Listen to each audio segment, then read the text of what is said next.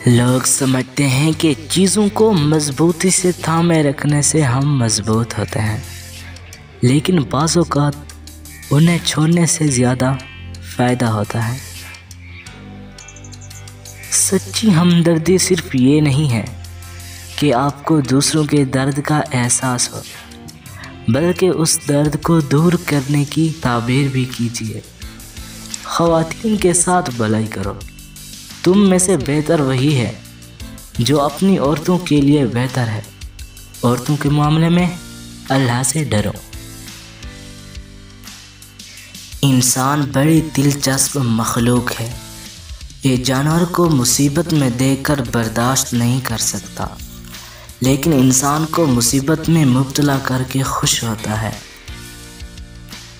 وہ ایک انگلی جو مشکل وقت میں آپ کے آنسو پونجتی ہیں، ان 2 انگلیوں سے بہتر ہے جو آپ کی کامیابی پر تالیاں بجاتی ہیں۔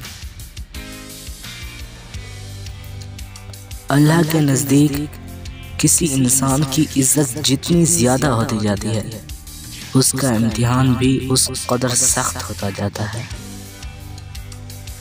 وقت، دولت اور رشتے یہ وہ چیزیں ہیں جو ہمیں مفت ملتی ہیں، مگر انسان کی قیمت کا تب پتہ چلتا ہے جب یہ کہیں کھو جاتے ہیں۔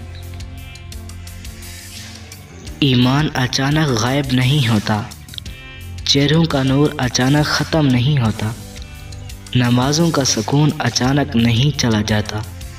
پہلے خوف خدا جانتا ہے، پھر نمازیں جاتی ہیں، پھر حیا، پھر پردہ، پھر ایمان چلا جاتا ہے۔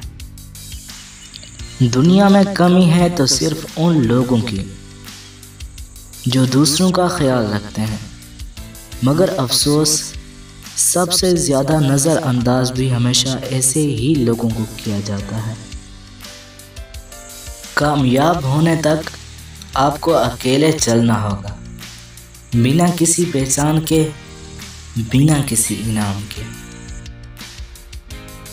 جب کی ہوئی نیکی بھولنے لگو اور کیے ہوئے گناہ یاد رہنے لگے تو سمجھ لینا آپ روحانیت کے سفر پر چل پڑے ہو۔ عورت کو عزت خدا نے تحفے میں دی ہے اور مرد کو کمانی پڑتی ہے۔ اور کچھ نہیں چاہتا میں اپنی زندگی سے یا رب، دعا ہے کہ کسی کے دکھ کی وجہ میری ذات نہ ہو۔